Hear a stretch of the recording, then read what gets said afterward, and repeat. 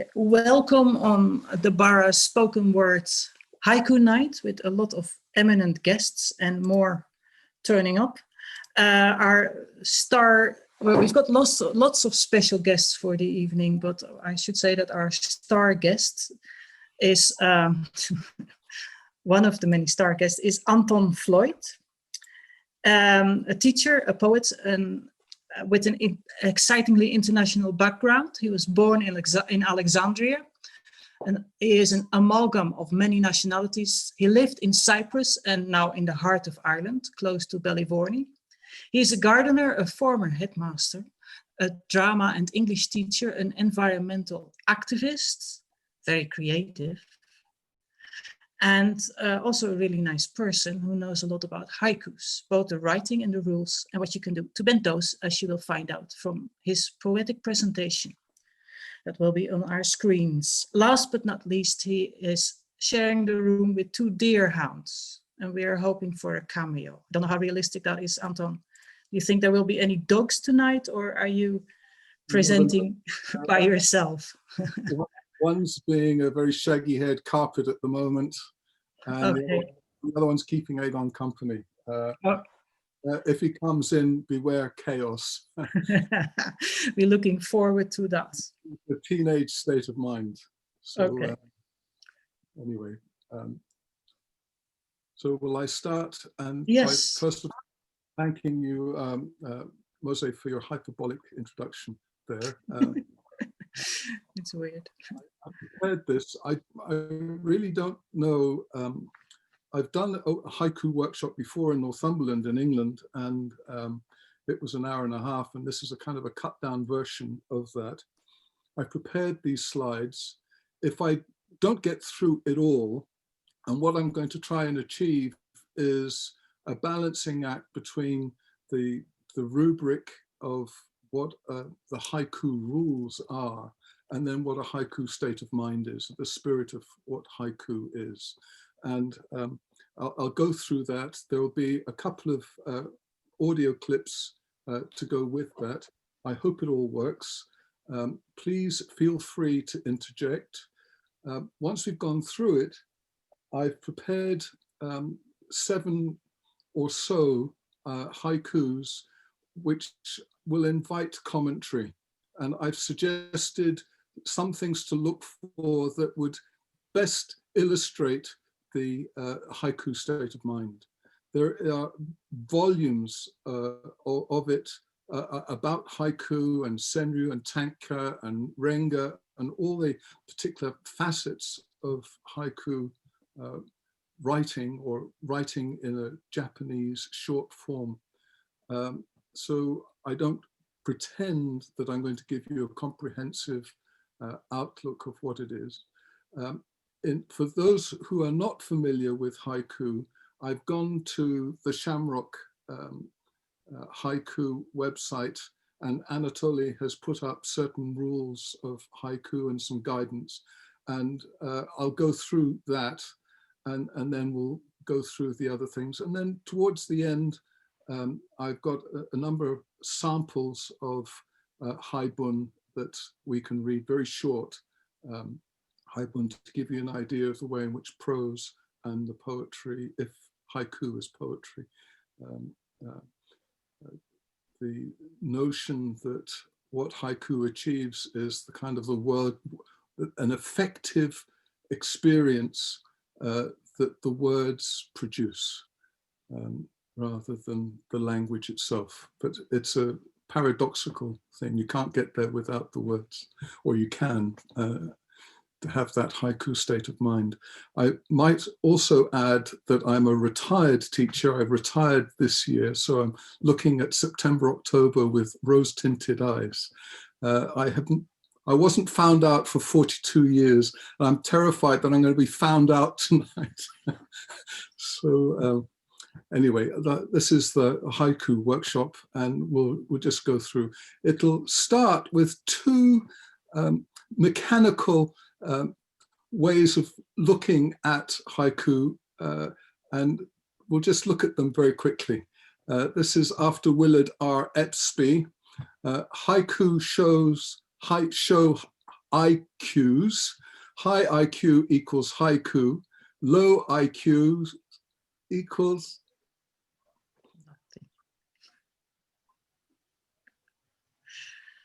and then John Cooper Clarke, who's enviably skinny, to convey one's mood in 17 syllables is very difficult. So, and now these are haiga. I've selected 4 haiga, which are a combination of image and a haiku. And this one is rather delicate, and the perfect word on the tip of my tongue, dandelion seed.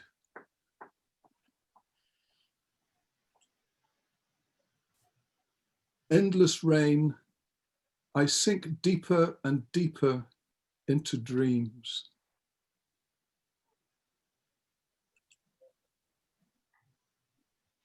Going home, the soft sound of a paddle.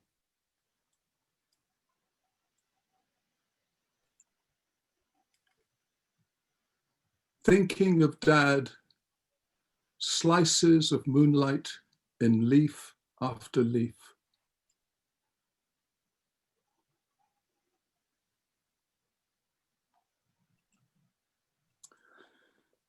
Now, as a teacher, I don't know if people are familiar with this notion of the 4 stages of learning.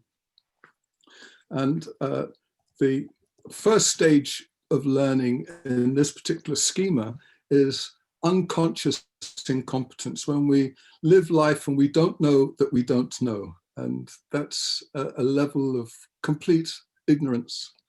And then we move on to the next stage, which is we become aware that we don't know, and it's conscious incompetence. And where you realize that there's a skill that you have to acquire and you don't know how to do it, and you set about trying to find the skills in order to gain mastery. The next stage is conscious competence, where you are aware of what you're doing, but you have to think about it all the time.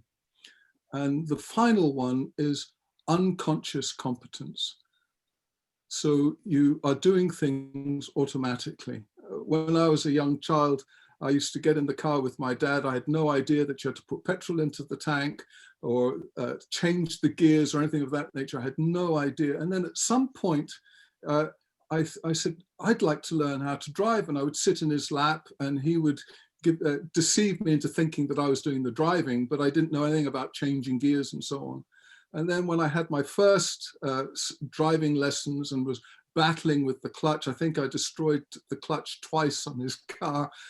And I had to think about looking in the rear mirror and so on, and all the maneuvers.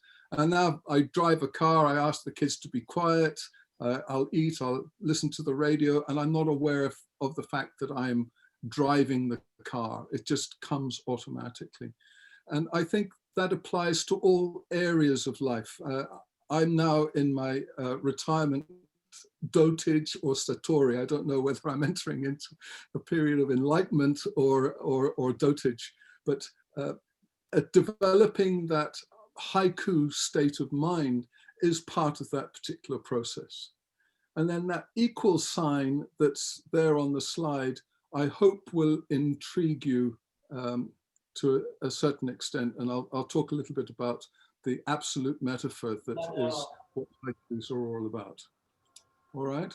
Now, Japan. Japan. Now, before today I pass the time reading a. Let me just Japan. Go back a bit and just say something before we play this.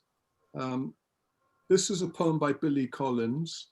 He read at the Cork Poetry Festival last spring, and towards the end, on the last day, he was signing his book, and I was last in the queue, and we sat down and we had a 20-minute chat together. And I told him that I use this particular poem in my classes to teach haiku. And what I particularly loved about the poem is that he plays with the way in which a haiku haunts his mind during the course of a day. And he was really quite taken with it. And I said it reminded me a little bit of Wallace Stevens's 13 Ways of Looking at a Blackbird, where in fact, the first way of looking at a blackbird is almost like a perfect haiku. Among the snowy mountains, the only moving thing is the eye of a blackbird. And when I was a student, it captured my imagination. I first encountered haikus when I had a Japanese girlfriend.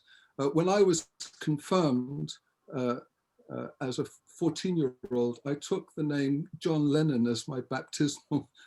I had this thing about, and I had a Japanese girlfriend called Midori Miduki, and I never mastered the language, but she used to write letters, and they were all interspersed with little haikus from Basho and Busan and Issa, and they've always stayed with me. So this poem, I think, if you can be sensitive to the way in which he listens to the way in which the haiku occupies Japan. time.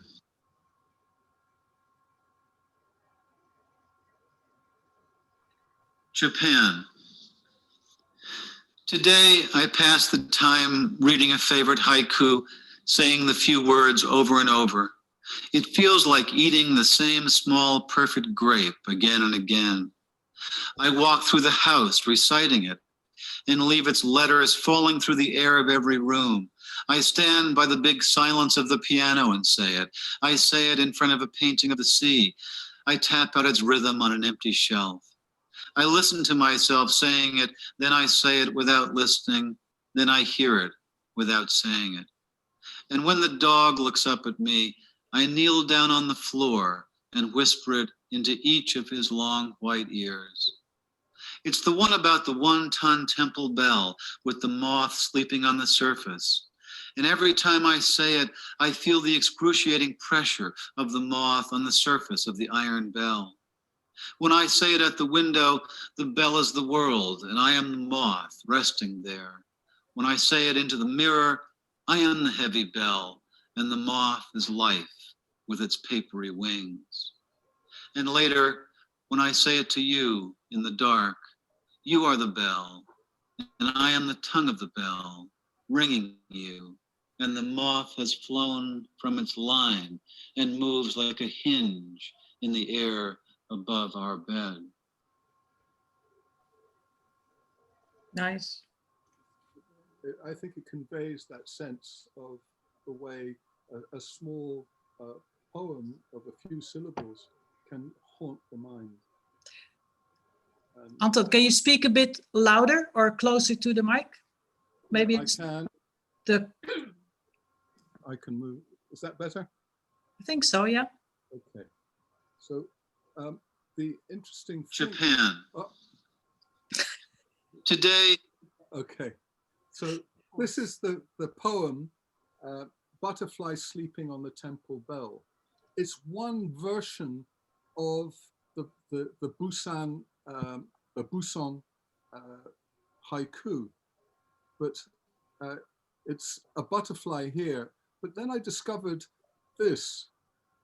Collins chose to go with the moth rather than butterfly, which is how most translations have it. Here's some background that may be of use. The haiku by Busan, Harold Henderson, in his introduction to haiku, renders it literally as follows. Temple bell on, settling deep sleep, butterfly, kana. Where kana is a kirije, a word in Japanese that governs the relationship between two parts of a sentence. And here's a sort of unvoiced sigh or sotto voce, that's so. Ah, so in Japanese. You can't say that without having a little bit of a smile on your face. Ah, so. Collins apparently saw the translation that was published in X.J. Kennedy's Introduction to Poetry. On the 1-ton temple bell, a moon moth folded into sleep sits still. And then translation is typical of this translation is typical of early English translations of haiku, adding words and notions for their poetic values. And the unnecessary titles. I can't read what I've written there. Basha, the name used by Buisson for the insect butterfly is more commonly kocho, while moth is ga. And here are a handful of other translations with translator and publishing source. And I put these here to show you the way in which language can be manipulated to create different effects. Silence, a frail white butterfly beneath the spell of noon is sleeping on the huge bronze bell. Asleep in the sun on the temple's silent bronze bell, a butterfly.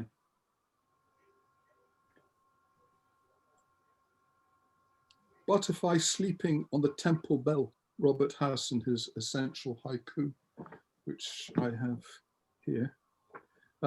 Butterfly asleep, folded soft temple bell, then bronze gong rang.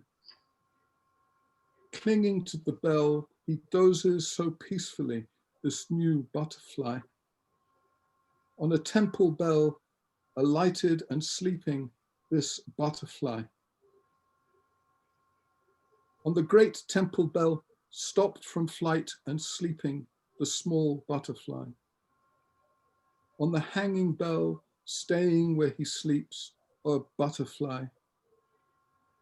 On the temple bell has settled and is fast asleep, a butterfly. On the temple bell, something rests in quiet sleep. Look, a butterfly.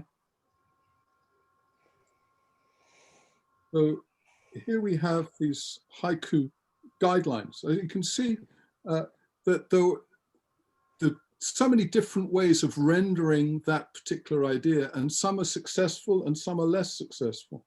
There are lots of voices in God's choir, it seems, and poetry has that to offer us.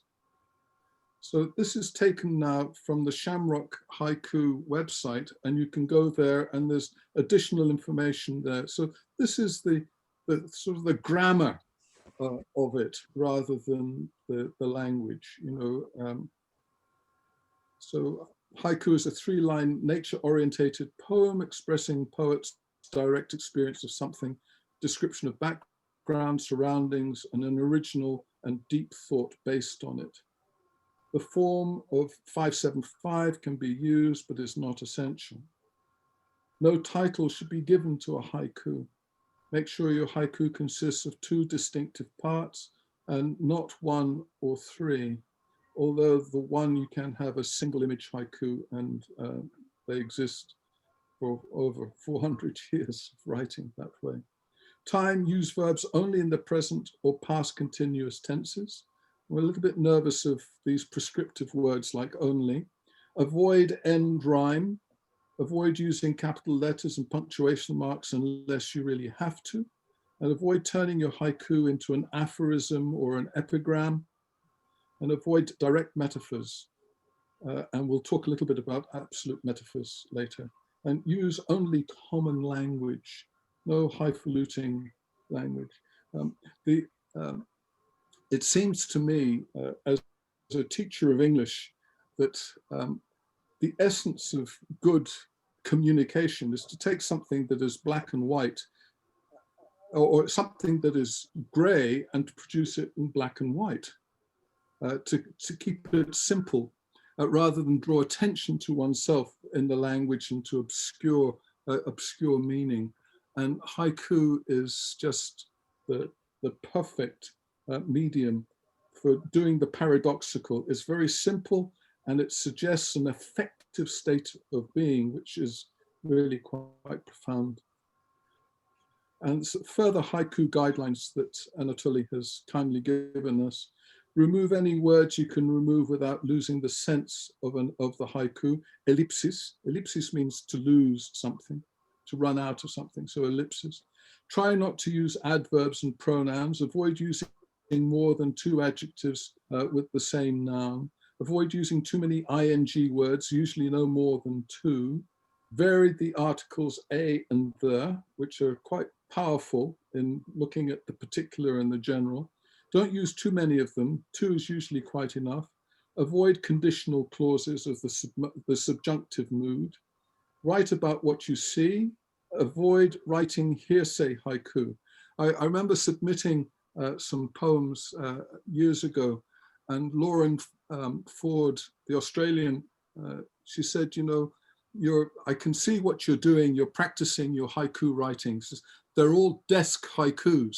Write about what you know. Write from your particular kind of experience. And that kind of changed my approach. If you want to write a real haiku, use a kigu. And this is, for real means traditional. I particularly like John W.'s sci-fi haikus, and they take you into another dimension. And I'm hoping he's going to celebrate that flight of fancy with us. Never use obscure allusions. Real haiku are intuitive, not abstract or original, although you do find haikus that do have those particular literary allusions. And lifefulness, not beauty, is the real quality of haiku. One of the modern masters, Shiki, talks about writing as sketches of life. It's kind of romantic, impressionistic idea of realism. And I debated whether to put up, anyway, we'll move on. So he goes through these haiku themes, and they're very prescriptive, but they'll give you a particular idea of the kind of areas where haiku is. I'm probably speaking to people who really know all about these things, so I feel a little bit ashamed in doing this. As season, climate, astronomy, and so on. You can read that. And what is really important is these qualities, that lightness or simple beauty, unexpectedness, elegance, refinement, and a drifting mood. And we'll come to wabi sabi and yugen in a little while and explain those particular qualities that are there. And here's a list of the kind of season words that will locate a haiku in a to particularize it, and they carry all kinds of associations in the Japanese mind. And while we are very close to nature in Ireland, we're always talking about the weather and things of that nature. Some cultures have become sadly disconnected. And a lot of people are arguing now that haiku is a way of re-establishing a frame of mind that will bring us closer to nature. So there's, and what I will do, if you want, I'll make these slides available and Mose could send them to you as an email, so that you don't necessarily have to take notes if you're not much better to get involved. And now there are 3 content categories of haiku, and I give examples. The first one is nature-oriented haiku with no reference to humans or human artifacts. And the second one is haiku that explicitly references humans or human artifacts to the natural world. So there's a kind of an intersect there. And then there's the human-orientated haiku with no reference to the natural world. And the term for that is senryu. But there is a note to number 1, even if it's dealing with the absent poet. There's no I, generally speaking, in haiku traditionally. Note, only a human can convert observations of the natural world into poetry. The observer is never excluded from haiku, but needn't be its focus. The human perspective is mediated by the senses, cognition, and language. It is always present in haiku, even if the content of the poem makes no reference to humanity or the poet is a human being. The words have emanated from the human consciousness, and you can't divorce. So the first one, a mayfly struggles downstream, one wing flapping dry, by John Wills. The second one, still no word. A kingfisher flies up from dark water. After the bell, within the silence, within myself.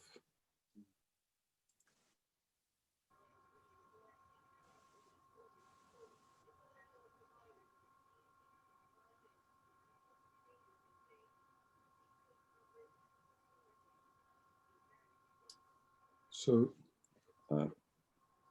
when you think about haiku and the kind of the spiritual dimensions, the tradition out of which it has emerged, Buddhism, Taoism, Shinto Buddhism, Pure Land Buddhism, and so on. It's quite interesting to see the way in which consciousness operates and the way in which we understand it in the West from the laboratory. And I'm going to play a little clip here from a program called The Y Factor. It's about 5 minutes. I think it's intrinsically interesting. And it's presented by a man called David Edmonds. And it deals with the exploration of the subconscious and conscious and subjective experience and what is consciousness. And it arrives at a conclusion that's very close to Shinto Buddhism. And let's play it and listen.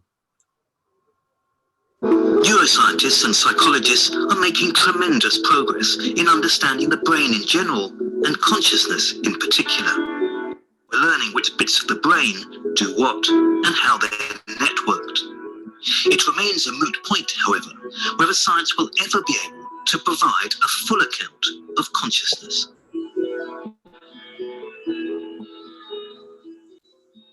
Scientists have sought an explanation for all sorts of things in the world. The composition of water, the speed at which objects fall to the ground, the cause of thunder and lightning. But here's the tricky question. Is the exploration of consciousness similar to the explanation of lightning? Lightning once baffled scientists, and it was a phenomena they determined to investigate. Anita Avramades is a philosopher at Oxford University. What's lightning? Okay, scary stuff. We find out it's just electrical discharge. Nothing fantastical. We don't have to appeal to gods to explain it. It's just there, okay? It's electrical discharge. Here's something else we want to understand. We feel things. We experience the world. We believe things. We feel pain. We see bright colors, we're dazzled by the sun, we hear funny sounds, and we want to know, what's that? That's something, it's a phenomenon, we want to understand it. Scientists know how to investigate lightning, but lightning is easy compared to the mind. It's only fair to warn you that what you're about to hear may fry your brain cells.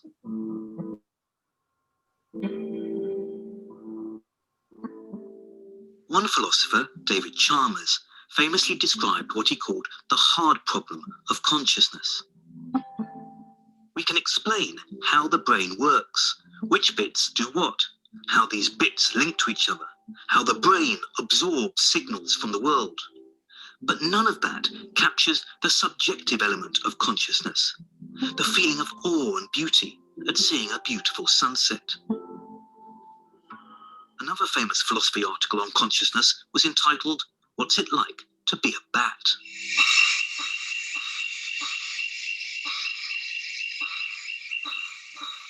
Think about bats, okay? What is it like to be a bat? They experience the world, but they do it in a very different way than human beings. They just have very alien, weird forms of life. They hang upside down, they live in the dark, they experience the world through echolocation. Now let's send the scientists in to study the bat. They can tell us how they process information. They can tell us how they navigate the world. But what we can't do as scientists is say, but how does the bat experience the world?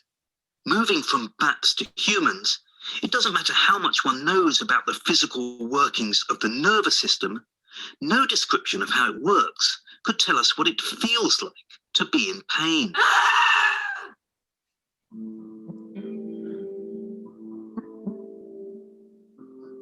For hundreds of years, philosophers have wondered how the physical stuff from which we're made could give rise to subjective experience, to what we feel and perceive.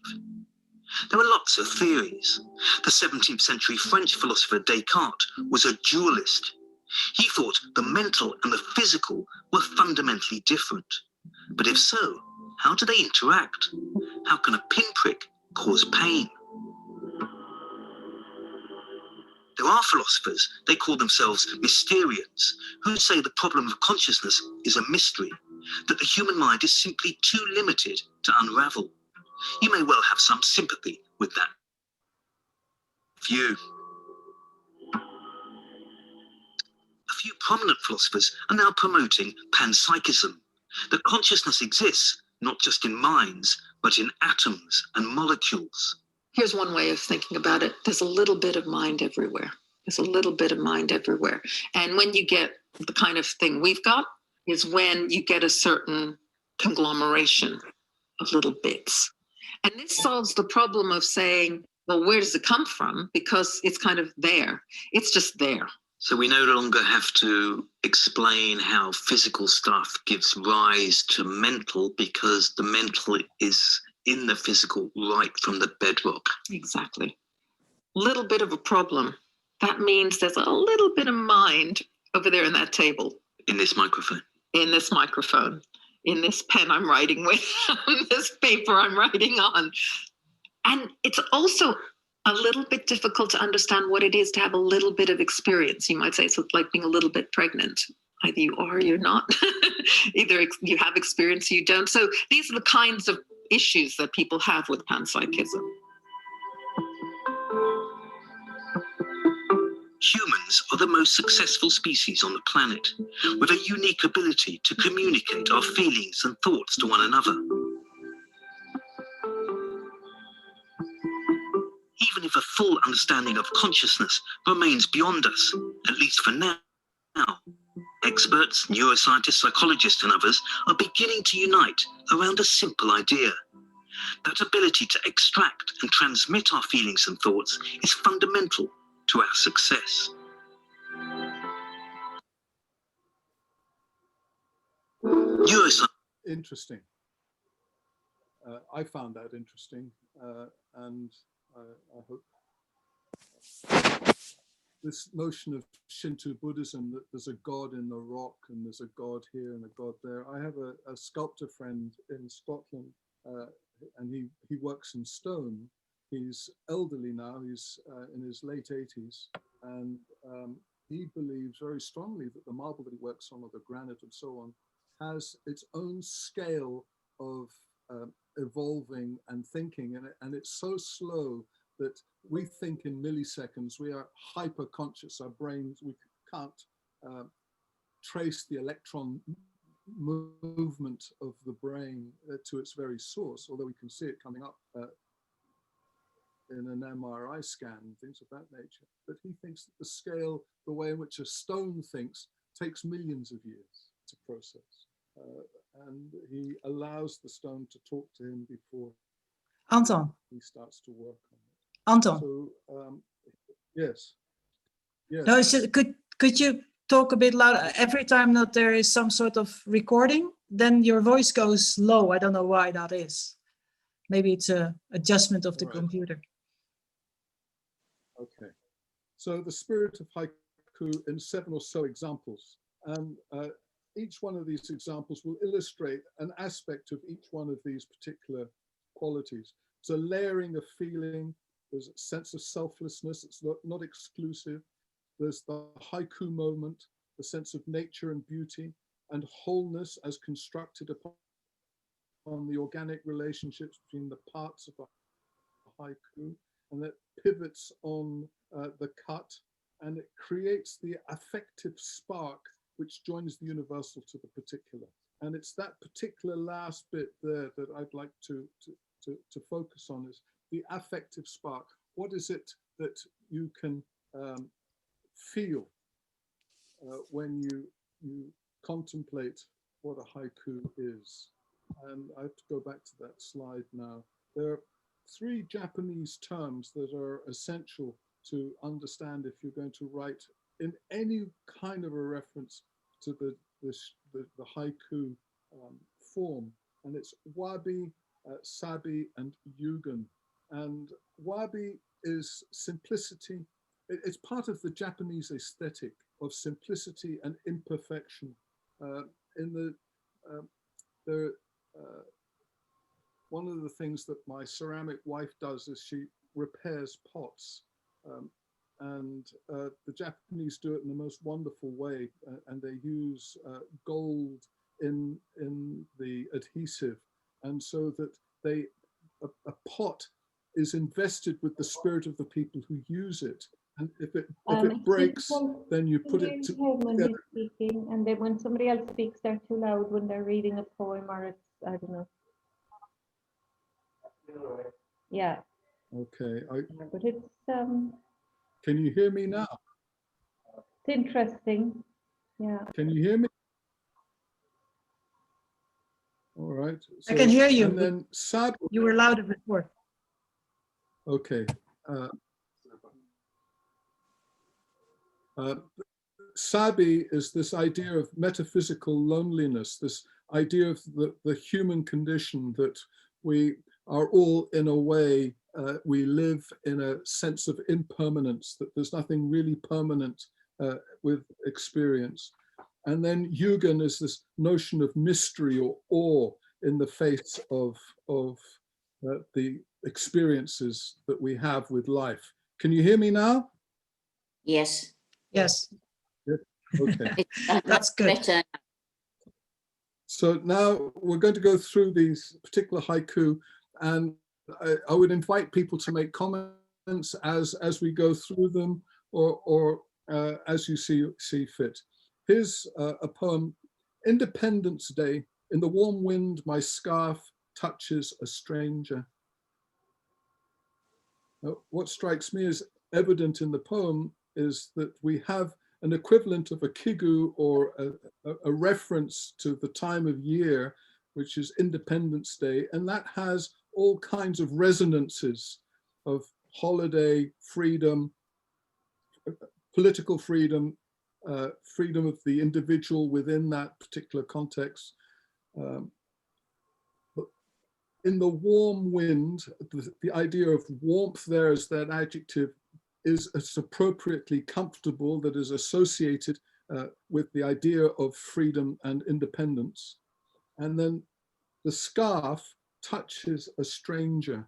So here you have a poetic image drawn from the real world that connects with an internal emotion through another resonant concrete image.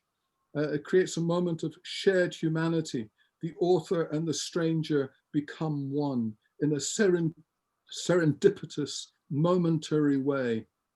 There's something is felt beyond the words. This is the mystery in the poem, is the idea of liberation, humanity, and joy. That's the kind of the affective nature aspect of the poem that I get when I read it. I don't know if that rings true for other people, but it struck me that in terms of layering of emotion, the language does that.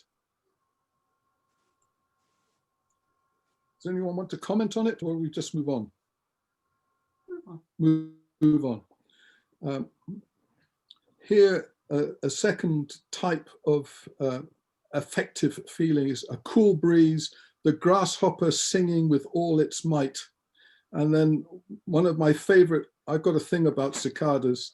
There's a cicada shell, it sang itself utterly away. And if you've gone to a hot country, and you'll see these cicadas, that they sort of become desiccated and stuck on the bark of an olive tree or whatever it is. And as a boy, I used to collect them. And so evident in the poem, this is the particular has its own quality of mystery, that the poet Isa, in this case, who wrote in the 18th century, in the best haiku, it is the mystery of the particular that is its essence. And that essence is found in the grasshopper doing what it does. And the aliveness of this small creature makes its efforts both noble and humorous. and almost sacrificial. It's not just an insect or just a grasshopper. It is this particular grasshopper in this particular scene. So you're developing a kind of haiku frame of mind here when you're looking at the particular and getting some sort of an affective element from it. And I particularly, as I've said, the Bashu's absent cicada, the presence of the cicada, or what it does, it sang itself utterly away, which is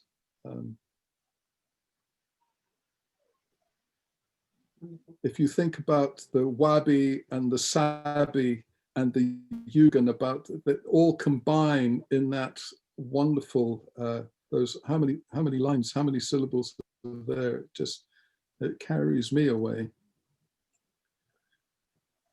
Here we have a haiku, David Cobb, who's an editor and has run haiku journals in Britain.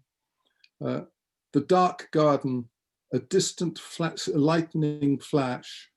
Where's the dark garden, a distant lightning flash, the track of a snail.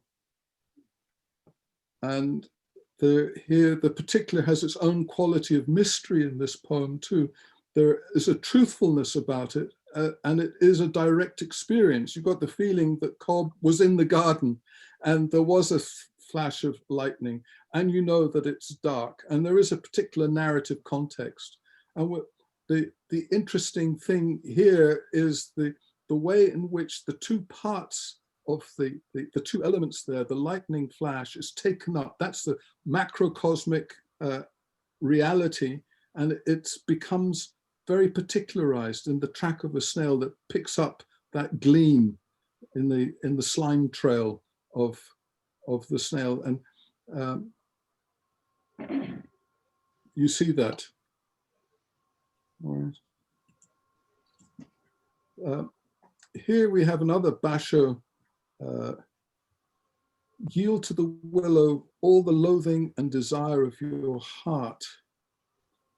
And the poet here is being moved by something in the world. In this case, it's the idea of the willow. And in a way, it's a reverse of Ruskin's pathetic fallacy. I'm depressed and it's raining because I'm depressed. And that's the kind of a pathetic fallacy. But in the Japanese frame of mind, the objects, in fact, have their own particular way in which they experience the world. And that even the willow can have loathing and desire. It's happy in a place or it's unhappy in a place. Whether it's Prince Charles talking to the plants, I don't know. So the Basho is Basho's willow is a being in its own right. Thus Basho, the founder of Japanese haiku, could say, to learn about the pine, go to the pine. What is it like to be a pine? What's it like to be a bat? And Shiki advocates the sketch from nature, or chasse method of haiku. Feeling in the haiku is a receptivity between poet and the object, the natural subject. And here we have this kind of reflective tone. Day after the fireworks, the flashes from the storm. And here you have, I suppose the Western mind would call it a juxtaposition, but it's a little bit more than that. There is the connection between the concrete images, human artifact, and an act of nature. And it invites you to think about what is artificial and what is a natural phenomenon. And then there's one of my haiku, after the fireworks, the stars brighten in silence.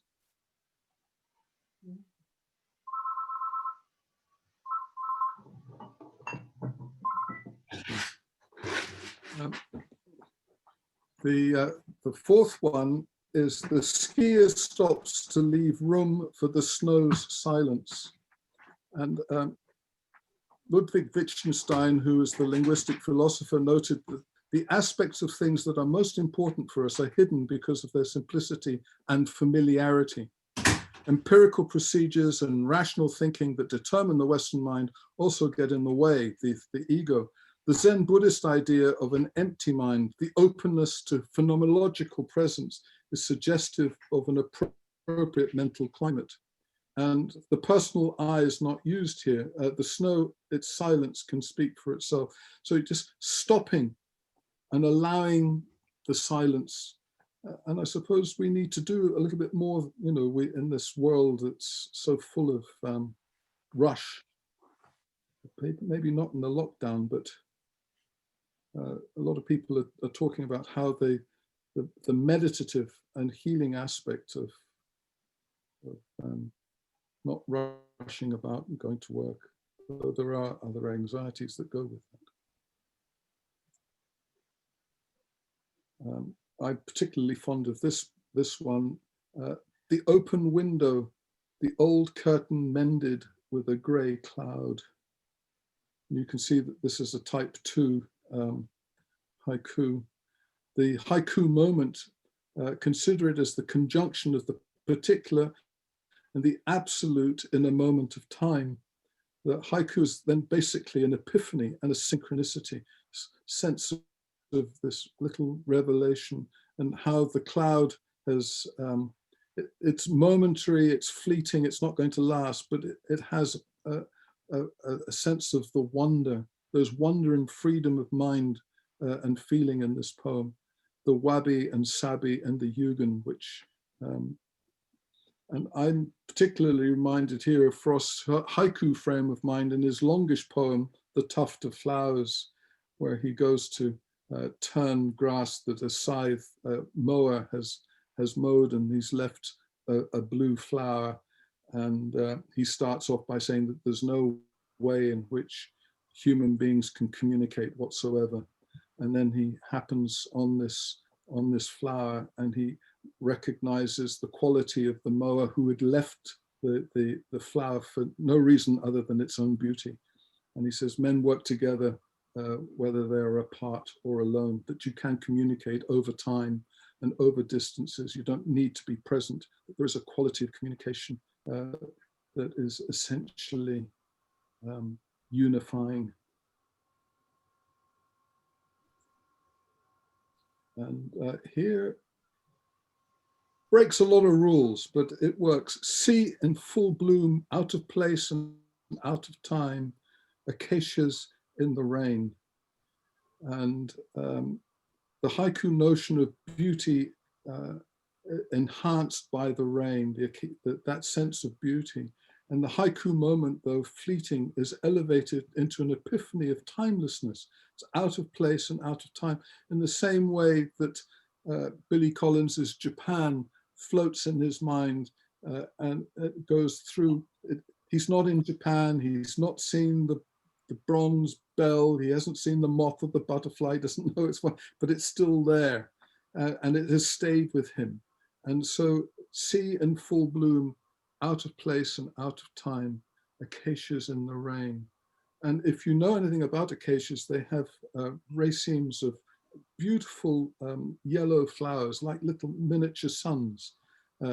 And they are just wonderfully uplifting, and particularly in the rain. And then the last one here, a pond in the field, the scent of harvest lingers in the night. And this again is, I think, gets us into the haiku frame of mind.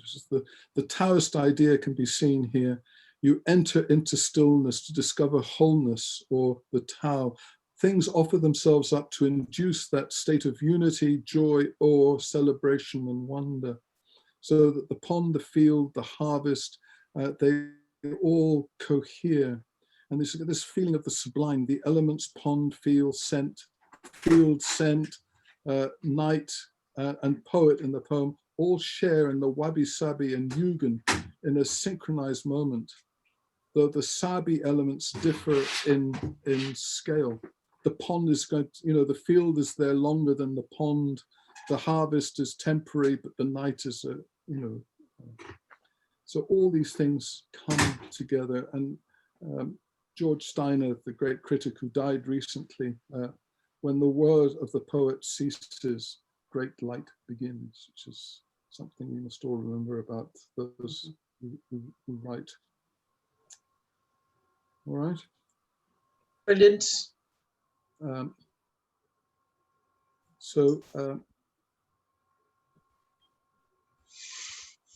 Here I've got, have I got a bit more time? Just, I'm very close to the end now, Mosi. Okay. Here we have a prize-winning poem, Sea Breeze, I Breathe in Your Accent. And here you have another sort of great apologist for the haiku discipline who's taken it to very different levels, particularly to the single line haiku that he's quite famous for. And these are his particular comments. Everything about this poem is charming. Who does not welcome a sea breeze? And what is so winsome as a foreign accent, at least when we deem it so? And what astute reader does not appreciate that slight slip from breeze to breathe that is at the heart of this poem? So many elements have been piled up to beguile us. But the poem is not about charm, but foreignness.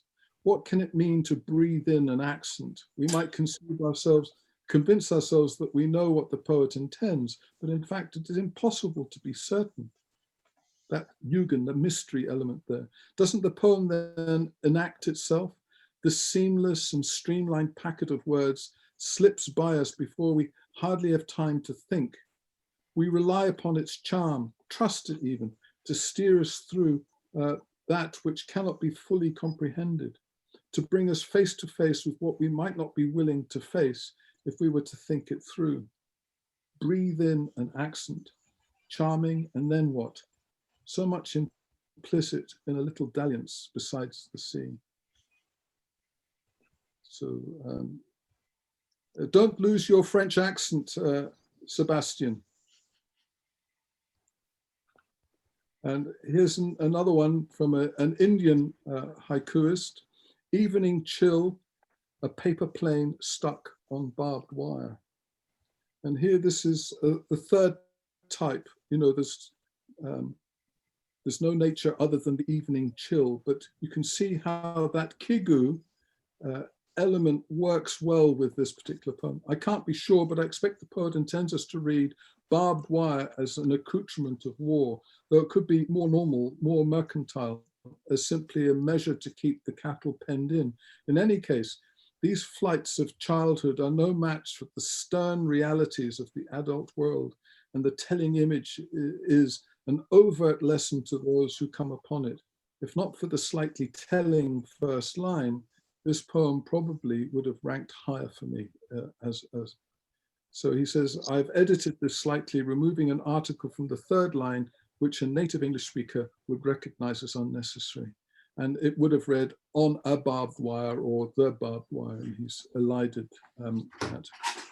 So you can see from what I'm hoping that you will do is when you're writing your own haikus, which is what this is all about, or if you're reading haiku, that you become alert to these particular qualities that exist in the poem, and you will refine your appreciation and in turn be appreciated for your refinement.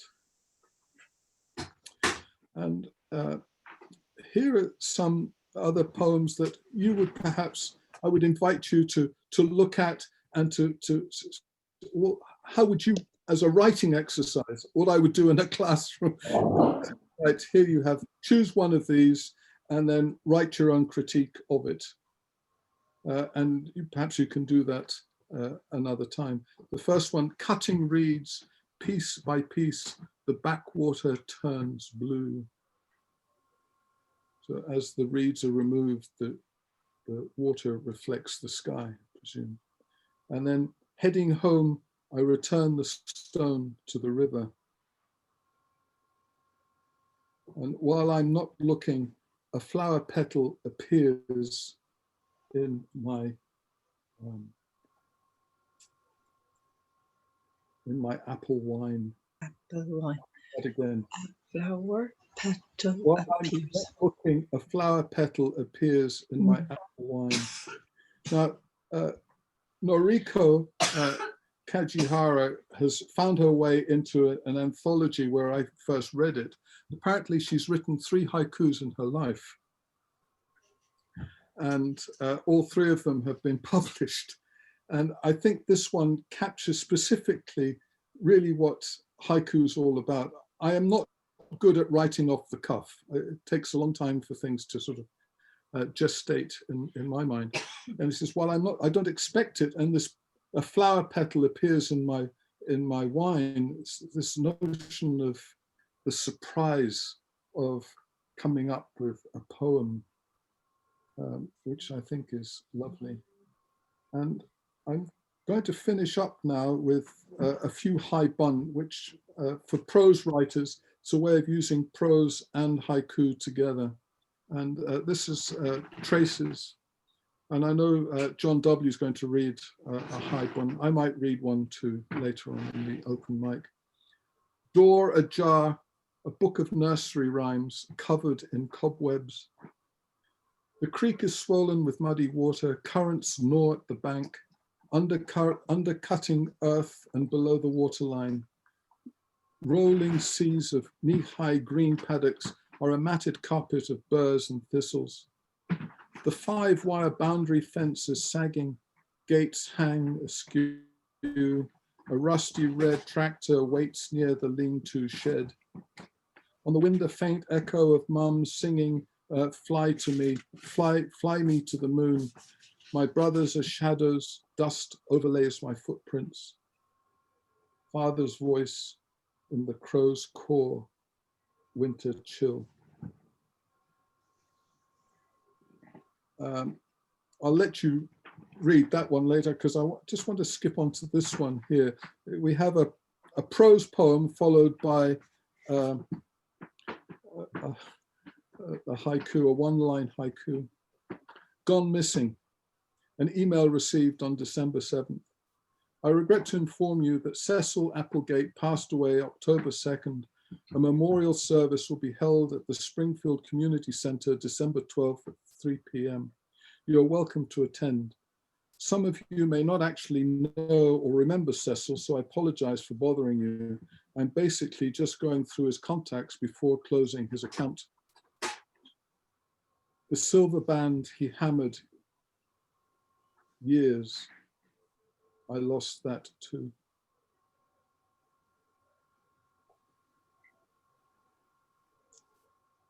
I think there's a word missing there. And then just 3 to finish up. A world of dew, and within every dewdrop, a world of struggle. The light of a candle is transferred to another candle, spring twilight. And then Hokusai, who was a disciple of Bashu's, who did the famous woodcut of Mount Fuji. And I think this, for me, sums up what this is all about, really. I write, erase, rewrite, erase again, and then a poppy blooms. Wow. So Shina will, happy writing, happy haikuing, and I look forward to hearing the rest of the haikus. I hope I haven't put you all to sleep. So there you are, and I'll make this